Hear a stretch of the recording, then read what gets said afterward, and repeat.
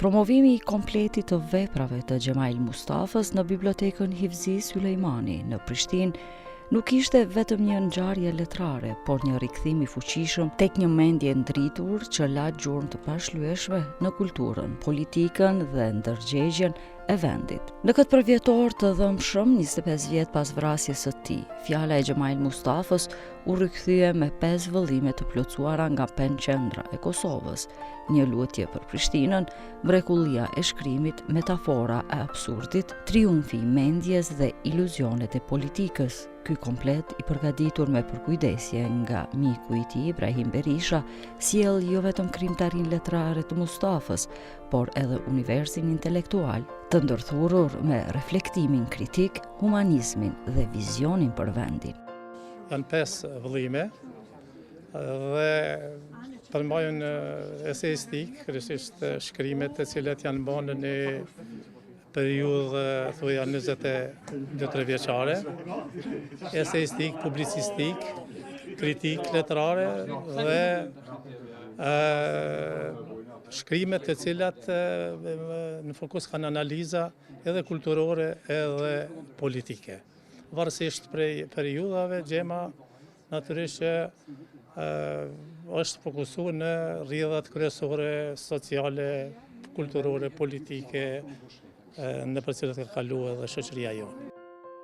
Në panelin promovues zëra të njohur të jetës akademike, politike e kulturore, presidenti Fatmir Sejdiu, gazetari Avnis Pahiu, profesor Sali Bashota, Ibrahim Berisha dhe profesor Muhamet Hamiti rikujtuan figurën e tij të gjithanshme. Në çdo fjalë që u tha, duke i qartë se Mustafa nuk ishte vetëm një shkrimtar apo publicist, por një mendimtar që me qetësinë e tij karakteristike dinte të artikulonte sfidat dhe shpresat e një epoke të trazuar. Kemi një shkas të jashtëzakonisht të qëndrueshëm dhe të mirë, që të flasim dhe të kujtojmë të madhin Xhemail Mustafa, një personalitet i rrallë i sqenës publike në Kosovë, i cili ka bërë epokën e vet, kohën e vet, dhe ka lënë gjurmë të veçanta për ecjet mëtejshme që do të shërbejnë për ne. Promovimi i sotëm i kompletit veprave të Xhemail Mustafës paraqet një ngjarje të veçantë, jo vetëm kulturore, por edhe për vetë përmbajtjen e tyre, e cila ofron natyrshëm një mundësi të pazarëndësueshme për të njohur në thellësi figurën e tij prej letrare, prej kritikut i cili ka lënë gjurmë të pashlyeshme jo vetëm në këto rrafshe, por paralelisht veç mas në kontributin e tij të rëndësishëm në rrjetet për të rëndësishme politike në Kosovë dhe për Kosovë. Pari duhet ta përgëzoj Pen Qendrën e Kosovës që ka bërë një punë për të bërë atë që ka merituar Xhema, që të kemi një vepër të tij tani në mënyrë të përmbledhur, një vepër që përfshin pothuajse tërë veprimtarinë e tij, e cila ka qenë e vëllëjshme. Profesor Muhamet Hamiti nënvizoi vlerën e përhershme të krijimtarisë së tij, duke rikujtuar se vepra e Mustafës është një hapësirë që duhet lexuar e rilexuar nga brezat e sotëm e të ardhshëm. Xhemail Mustafa duhet të lexohet. Të rilexohet prej ne që kemi lexuar për gjallë dhe njohur dhe të lexohet prej të tjerë. U përmend këtu më shpesh libri i tij Një lutje për Prishtinën, të cilin unë për vete do ta sugjeroja të hynte në lektyrë shkollore. Sepse është libër që e jep një pamjen e një jete në Zgrips, jetën të shqiptarëve të Kosovës në Zgrips në pranverën në vitin 1999, një rëmuj në shumë kuptime, po them në Zgrips të ekzistencës, e cila për fatin e mirë të tonin të Kosovës doli e lirë me 12 qershor, po pamja ky ditar, kjo vepër është ndër veprat më të mira dokumentaristike në letërsinë shqipe dhe unë e shoh këtë si kontribut të Xhemail Mustafës për letërsinë shqipe dhe po them do e shoh të nevojshme që të bëhet lektyrë shkollore. Fjalët e panelistëve e ringjallën hijen e tij fisnike dhe u ndalën sidomos tek pesha e veprës, një lutje për Prishtinën, por jo vetëm.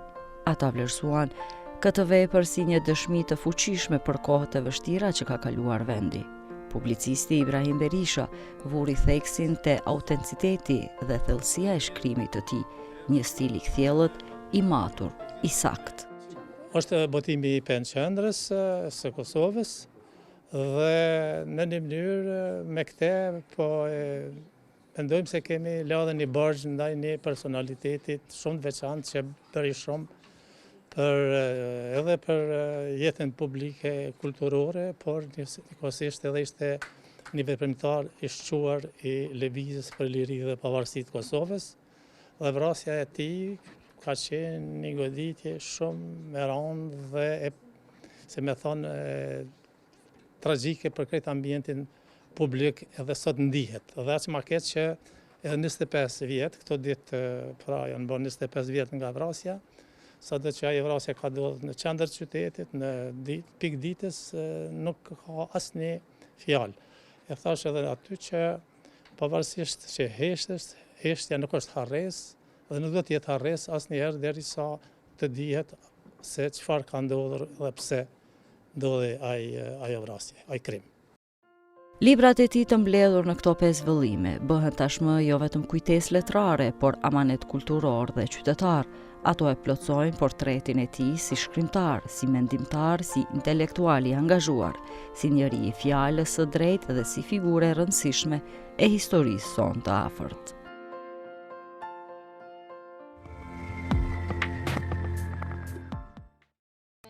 Në një kohë kur tradita gojore shqiptare po zbehet përballë ritmeve të shpejta të jetës moderne, një vepër e re studimore vjen për të kujtuar e për të ruajtur urtinë e brezave të mëparshëm.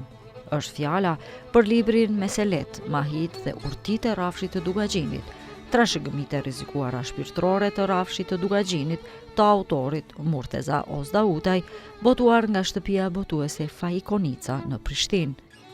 Autori sjell në vëmendje Meselet, Mahit dhe urtit, forma këto të vjetra të mendimit popullor, që dikur shërbenin si mënyra të mençura për të mësuar, për të këshilluar e për të ruajtur dinjitetin njerëzor nëpërmjet fjalës.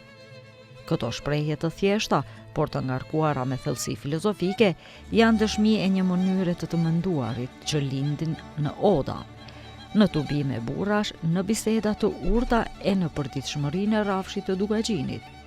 Në to gjejmë humorin, ironin, por edhe drejtsin, moralin e maturin që karakterizonte njerëzit e kësaj treve.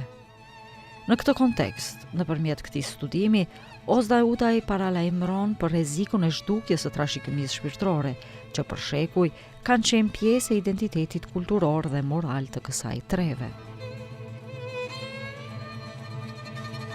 Gradualisht, institucioni i odës së burrave në Dugaxhin dhe institucioni i plakut si entitet ata quaj kulturor, tek ne është në zhdukje e sipër. Do thotë tashmë në Dugaxhin oda e burrave praktikisht nuk përdoret, ceremonitë familjare të ndryshme nuk organizohen në mënyrën se si janë organizuar dhe është edhe efekti biologjik, do thotë njerëzit e fundit që e kanë përdorur këtë lloj të komunikimit, këto lloj e krijimesh artistike po vdesin. Dhe në këtë situatë me lindi ideja që ata bëjnë këtë lloj përmbledhje në mënyrë që eventualisht për gjeneratat që vinë të ruhen si pasuri kulturore e atyre brezave. Libri në fjalë që ka dalë këto ditë është një përmbledhje e meseleve, mahive dhe urtive që kanë origjinën në Rafshin e Dugaxhinit. Është libri përbëhet nga 418 njësi të ndryshme, ku përfshihen mahi, ku përfshihen mesele dhe ndonjë pleqni ose urti që ka ndodhur në Rafshin e Dugaxhinit. E veçanta e librit është se të gjitha njësit janë të identifikuara me personazh, janë të identifikuara me autor, do të thotë me njerëzit që i kanë përdorur ose i kanë krijuar për herë të parë, dhe kjo ndoshta është një nga veçantitë e librit në përgjithësi. Ky libër sjell një kontribut të çmuar në dokumentimin dhe studimin e kulturës gojore të Rrafshit të Dugaxhinit. Autori përmbledh mjeshtrish meselet, mahit dhe urtit popullore, si forma të mendimit tradicional shqiptar që pasurojnë filozofinë e jetës, humorin dhe mençuritë e njeriu të thjeshtë. Qëllimi i autorit ishte të ruajë dhe të dokumentojë fjalën e urtë të Dugaxhinit, sepse ajo është pasuria më e çmuar shpirtërore që po rrezikon të humbas. Në çdo mahi, në çdo mesele, gjendet një mënyrë të menduarit që flet për moralin, dinjitetin dhe mençurinë e popullit tonë, shpreh Daudaj. Meselet janë krijime t'i quaj artistike kontekstuale. Zakonisht janë krijuar në situata specifike që janë zhvilluar në jetën shoqërore të njerëzve. Zakonisht janë shprehje metaforike dhe alegorike të mendimeve të ndryshme të personave që i kanë krijuar ato. Zakonisht janë krijuar për ta paraqitur një problem social, një problem kulturor, një problem familjar, por duke e bardhur, duke e përdorur figura të ndryshme të cilat ja kanë mundësuar autorit që jo në mënyrë të drejtë për drejtë ta shpreh mendimin dhe idenë e tij në lidhje me një problem ose me persona të caktuar ose me territore të caktuara e kështu me radhë. Është një krijim që është përdorur shumë në odat e Rrafshit të Dugaxhinit, është përdorur me një precizitet të jashtëzakonshëm, sepse përdorimi i tyre kërkon një mjeshtri të jashtëzakonshme në situata të caktuara që janë krijuar në odat e Dugaxhinit. Bilenin nga porositë e pleqve, atyre që i kanë përdorur këto dhe kanë komunikuar me anë të këtyre elementeve komunikuese dhe krijimeve artistike, është se përdorimi i meselesë don situatën e caktuar dhe i don personat e caktuar. Meseleja nuk është një krijim që mund ta përdorësh në çdo situatë, sepse mënyra se si ajo e transmeton mendimin, mënyra se si ajo e transmeton idenë nuk është e zakonshme dhe i drejtohet një grupi të caktuar të njerëzve dhe situatave të caktuara të njerëzve. Nëse përdoret jashtë konteksteve, mund të jetë mund të shkaktoj ngacmim, fyrje dhe mund të krijojë situata problematike në mes njerëzve. Prandaj personat plest që i kanë përdorur këto, i kanë përdorur me një kujdes të jashtëzakonshëm. Ose kur ka dashur, kur ka qenë situata e tillë, janë përdorur edhe pa kujdes fare. Varësisht se cilin efekt psikologjik ka dashur ta arrijë përdoruesi i meseles ose krijuesi i meseles.